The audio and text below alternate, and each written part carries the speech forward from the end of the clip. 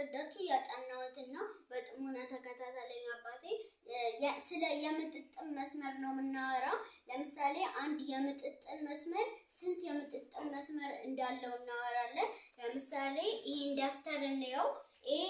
እንደ ሬክታንጉላር ሼፕ ነው። ስንት የምጥጥን መስመር አለው የሚለውን እናያለን። በዚህ በኩል የምጥጥን መስመር ማለት በመጀመሪያ ስንት ቦታ እንደሚከፋፈልና እኩል ድርሻ ማለት ነው። እኩል ድርሻ ለምሳሌ አንድ ልጆች አንድ ትልቅ ማስቲካ ተገዝቶ እኩል መከፋፈል ማለት ነው። ለምሳሌ አሁን በዚህ ምሳሌ ላሳያችሁ። ሬክታንጉላር ሼፕ ነው። ለምሳሌ ይሄ እንዴት የምጥጥን መስመር እንዳለው እናያለን። ይሄኛው በዚህ በኩል እንዲቀጥታ ስንከፍለው ይሄ ካሬ ይመጣል። እንዲህ ስንከፍለው እኩል ይሆናል።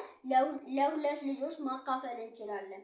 ከዛ በዚህ በኩል ደግሞ እንዲህም ስንከፍለው የምጥጥን መስመር ነው ማለት ነው። ስለዚህ ሬክታንጉላር ሼፕ ስንት የምጥጥን መስመር አለው? 2 የምጥጥን መስመር አለው። ሌላ ደግሞ ካሬን ይሄን ብናየው ካሬ ብናየው ስንት የምጥጥን መስመር አለው? ይሄ ካሬ ለ4 ልጆች መካፈል ይችላል። እንዴት ነው? በመጀመሪያ እንዲቀጥታ ማካፈል እንችላለን፣ እንዲህ ወደ ጎን ማካፈል እንችላለን እና እንዲህ ማካፈል እንችላለን። ከዛ ሬክታንጉላር ሼፕ ላይ ደግሞ ምንድነው የምጥጥን መስመር እንዲኖረው እንዲህ ማካፈል እንዲህ እኩል ብናካፍለው ተመሳሳይ እኩል አይሆንላቸውም ማለት ነው። እንዲህ ብናካፍለው ይሄኛውን ካሬ እንዲህ እኩል ብናካፍለው አይደርሳቸውም። እንዲህ ማለት ነው። ለምን እንደሆነ ታውቃላችሁ? ይሄኛው እንዲህ ማለት ነው። በቃ ይሄን ካሬ እንዲህ ብናካፍለው ምን ይሆናል? ሬክታንጉላር ሼፑ እንዲህ ብናካፍለው ይሄኛው ይበልጣል፣ ይሄኛው ያንሳል። ለዚያ ለአንዱ የሚደርሰው ትንሽ ነው፣ ለአንዱ የሚደርሰው ደግሞ ትልቅ ነው። ለዚያ እኩል ማከፋፈል አንችልም ማለት ነው። ሌላ ደግሞ ኮርና አባላትን ነው ማስረዳችሁ። ኮርና አባላት። ኮር ማለት ትንሹ የንድፍ አባል ነው። አባላት ደግሞ ትልቁ የንድፍ አባል ነው። አባላት ማለት ንድፉ የተመሰረተበት ማለት ነው። ኮር ደግሞ ንድፉን መደጋገም ማለት ነው። ለምሳሌ ተመሳሳይ ስዕሎች አሉ እንበል። ተመሳሳይ ስዕሎች እነዚህ እናያቸው። እነዚህ 2 ደብተሮች እናያቸው። ስለዚህ ተመሳሳይ ናቸው ብለን እናስባቸው። ከነዚህ ውስጥ አባላቱን እንለያለን። አባላቱ እነዚህ 2ቱም ናቸው። ለምን? ተደጋግሞ የተመሰረተባቸው ስለሆኑ እነዚህ 2ቱ የንድፉ አባላት ናቸው ማለት ነው። ኮሩ ደግሞ እንደዚህ አይነት ተመሳሳይ ቢሆን አባላቱ አንዱ ብቻ ነው። ምክንያቱም እየተደጋገመ የሚሰራበት ስለሆነ ይሄኛው አንዱ ብቻ ነው ማለት ነው። ሌላ ንድፎችን የጂኦሜትሪ ምስሎችን ማንሸራተት ሲሆን ተመሳሳይ እኩል የሆኑ ንድፎችን በማንሸራተት የምናውቀው ነው። ለምሳሌ ይሄን ስናንሸራተት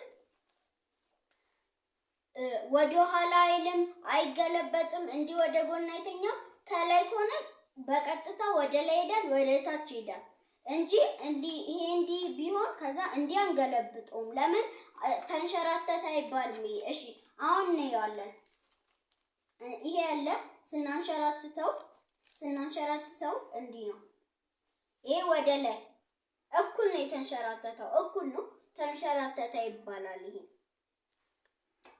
ሌላ ደግሞ መረጃ አያያዝ ነው። መረጃ አያያዝን በተለያዩ ነገሮች መያዝ እንችላለን። ለምሳሌ አንድ የስራ ቦታ ማህበረሰብ ብዙ የስራ ሰዎችን መቅጠር ፈለገና ከዛ ብዙ ሰዎች መጡና እሱን ስራ ለመስራት ፈልጉ። ከዛ በኋላ እሱን መረጃ በወረቀት ከሚይዘው በኮምፒውተር ቢይዘው ይሻላል። ምክንያቱም በወረቀት ቢይዘው እየደጋገመ ፈልጎ በትኖ ብዙ ሰዎች ሲጠይቁት እየደጋገመ ይበትናል። ለዚህ በኮምፒውተር በተለያዩ ቴክኖሎጂዎች መያዝ እንችላለን ማለት ነው። ሌላ ደግሞ የመረጃ አያያዝ ዘዴዎች ምልከታ፣ ከዛ ምልከታ ደግሞ ኦብዘርቬሽን ነው። ለምሳሌ አንድ ሰው የሆነ ቦታ ጠፋበትና ከዛ ለምሳሌ የመገናኛ ታክሲ የት ነው ብሎ ጠየቀ። ከዛ በኋላ ሰውየው ደግሞ እዛ ጫፍ ላይ አለ፣ እዛ ጫፍ ላይ አለ እንላለን። ሁላችንም አንዳንዴ ታክሲ ልንገባ ስንል ይሄ ታክሲ ወዴት ይሄዳል ምናምን ብለን እንጠይቃለን። መረጃ አያያዝን በተለያዩ ነገሮች እንይዛለን። ከነሱ ውስጥ አንዱ ምልከታ ብለናል። ከዛ ጥየቃ መጠየቅ፣ ከዛ ሙከራ መስራት ዱይንግ ኤክስፐሪመንት። ሙከራ መስራት ማለት ፈተና ልንፈተን ስንል ሁሌም ሙከራ ሰርተን ነው የምንፈተነው። ሌላ ደግሞ ጥየቃ ማለት ነው ኩዌሽን። ከዛ ለምሳሌ ሰዎችን እየጠየቅን ልክ ቅድም እንዳልኳችሁ ታክሲ ነው ምናምን እያለን እየተነጋገርን ምናምን ሰዎችን እየጠየቅን ነው ሁሉንም ቦታ ማግኘት የምንችለው። ታክሲ ምናምን እያገኘን ስለሆነ ማግኘት የምንችለው ይሄ ነው። ከዛ አራተኛው ጥየቃ ነው። ጥየቃ ማለት ይሄኛው የት ይገኛል? ሱቅ ስንሄድ ደብተር አለ፣ የት ነው? ለምሳሌ ጥየቃ በስልካችን ጥየቃ ማድረግ እንችላለን።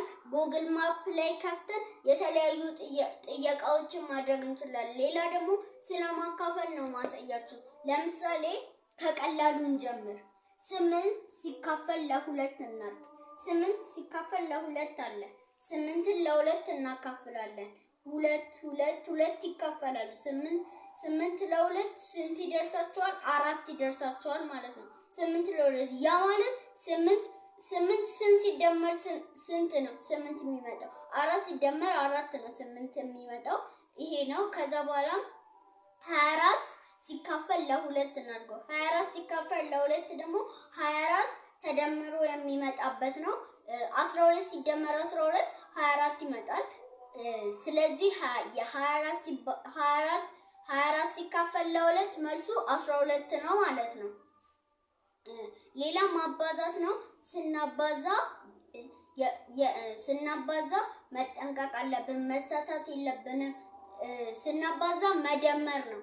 በሁለት ቤት ማባዛት ለምሳሌ 8 ሲባዛ በ2 ያ ማለት 8 ሲባዛ በ2 ማለት 8ን በ2 እናባዛለን ማለት ነው። 8 በ2 ሲባዛ ስንት ይሰጠናል? 16 ይሰጠናል። ሌላ ደግሞ 8 ሲባዛ በ2 16 ብለናል።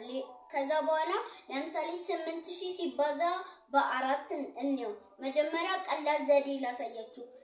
8000 ከ3ቱ ዜሮ ከምትሰሩ 3ቱን ዜሮች ታስቀምጣላችሁ። ከዛ 8ን በ4 ታካፍላላችሁ። 8 በ4 2 ይመጣል። ስለዚህ ዳንሰር ኢስ 2000 ይመጣል ማለት ነው። ስለደምጣችሁ እያመሰግናለሁ።